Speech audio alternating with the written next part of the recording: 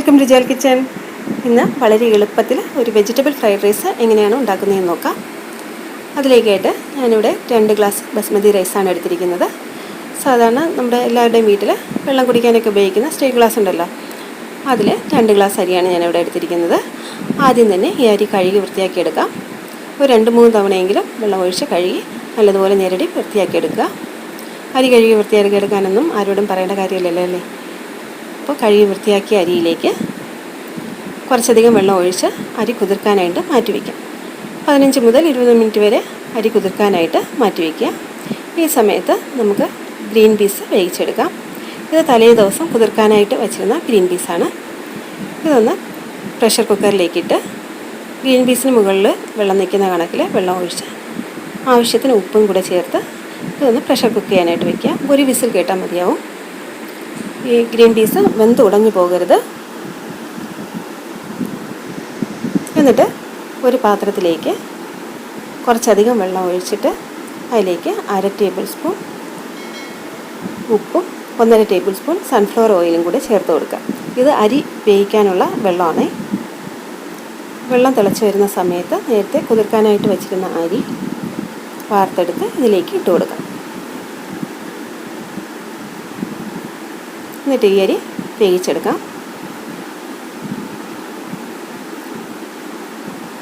അരി ഒത്തിരി വെന്ത് പോകരുത്, അത് പ്രത്യേകം ശ്രദ്ധിക്കണം. ഫ്രൈഡ് റൈസ് ഉണ്ടാക്കുന്ന സമയത്ത് അരി വളരെയധികം വെന്ത് പോകേണ്ട കാര്യമില്ല. 1/4 പരുവം വെന്ത് കിട്ടിയാൽ മതിയാവും. എന്നിട്ട് ഈ അരി വാർത്തെടുത്ത് തണുക്കാനായിട്ട് മാറ്റി വയ്ക്കാം. ഒന്ന് സ്പ്രെഡ് ചെയ്തൊക്കെ ഇട്ട് കൊടുക്കുക. അപ്പോൾ പെട്ടെന്ന് തണുത്ത് കിട്ടിക്കോളും. നല്ലതുപോലെ തണുത്തിട്ട് വേണം ഫ്രൈഡ് റൈസ് ഉണ്ടാക്കാം. എന്നിട്ട് ഒരു പാനിലേക്ക് 2 ടേബിൾ സ്പൂൺ സൺഫ്ലവർ ഓയിൽ ഒഴിച്ചു കൊടുക്കുക. അതൊന്ന് ചൂടായി വരുന്ന സമയത്ത് 10ഓളം വെളുത്തുള്ളി ചെറുതായിട്ട് അരിഞ്ഞതിട്ട് മൂപ്പിച്ചെടുക്കുക. എന്നിട്ട് 1 cup carrot, 1 cup beans, 1 cup capsicum എന്നിവ ചെറുതായിട്ട് അരിഞ്ഞത് ചേർത്ത് ഹൈ ഫ്ലെയിമിൽ തന്നെ വെച്ചിട്ട് വഴറ്റിയെടുക്കുക. ഹൈ ഫ്ലെയിമിൽ വെച്ചിട്ടില്ല എന്നുണ്ടെങ്കിൽ ഈ വെജിറ്റബിൾസൊക്കെ കുഴഞ്ഞു പോകും. അതുകൊണ്ട് ഹൈ ഫ്ലെയിമിൽ തന്നെ വെക്കാനായിട്ട് ശ്രദ്ധിക്കുക. എന്നിട്ട് അതിലേക്ക് നേരത്തെ വേവിച്ചെന്ന് 1 കപ്പ് ഗ്രീൻ പീസ് കൂടി ചേർത്ത് വഴറ്റിയെടുക്കുക. നമ്മൾ ഫ്രൈഡ് റൈസ് ഉണ്ടാക്കുമ്പോൾ എപ്പോഴും ഹൈ ഫ്ലെയിമിൽ തന്നെ വെച്ച് കുക്ക് ചെയ്യാനായിട്ട് ശ്രദ്ധിക്കുക. ഇനി 1 കപ്പ് കാബേജ് കൂടി ചേർത്ത് കൊടുക്കുന്നുണ്ട്. എന്നിട്ടിതിലേക്ക് ആവശ്യത്തിന് ഉപ്പ് ചേർത്ത് കൊടുക്കുക. എരിവിന് ആവശ്യമായിട്ട് അല്പം കുരുമുളക് 1/2 ടേബിൾ സ്പൂൺ കുരുമുളക് ചേർത്ത് കൊടുത്തു. 2 ടേബിൾ സ്പൂൺ സോയ സോസ് ചേർത്ത് കൊടുക്കുക. 1 ടേബിൾ സ്പൂൺ ചില്ലി സോസ് കൂടെ ചേർത്ത് കൊടുക്കുക. എന്നിട്ടിത് നല്ലതുപോലെ ഹൈ ഫ്ലെയിമിൽ വെച്ചിട്ട് ഫ്രൈ ചെയ്തെടുക്കുക. ഒരു ഹാഫ് ബോയിൽഡ് ആവുന്നത് വരെ വേവിച്ചെടുത്താൽ മതിയാവും.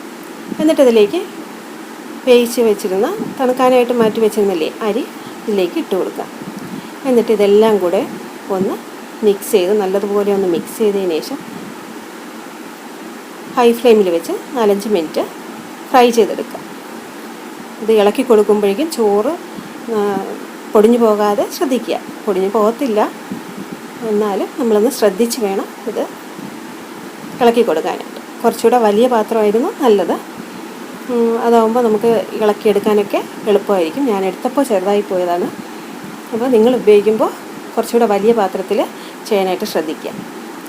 അപ്പോൾ നമ്മുടെ ഫ്രൈഡ് റൈസ് ഇവിടെ റെഡിയായി കഴിഞ്ഞു. വളരെ ടേസ്റ്റി ആയിട്ട് നമ്മൾ വളരെ എളുപ്പത്തിലുണ്ടാക്കാം. അവസാനമായിട്ട് അല്പം മല്ലിയില കൂടെ തൂവി നമുക്കതൊന്ന് ഡെക്കറേറ്റ് ചെയ്യാം. ഫ്രൈഡ് റൈസ് ഇറക്കാനായിട്ട് ഹോട്ടലിലൊന്നും പോവേണ്ട കാര്യമില്ല. വളരെ എളുപ്പത്തിൽ നമുക്ക് വീട്ടിൽ തന്നെ ഉണ്ടാക്കാവുന്നതേ ഉള്ളൂ. എല്ലാവരും ഇതൊന്ന് ട്രൈ ചെയ്ത് നോക്കുക.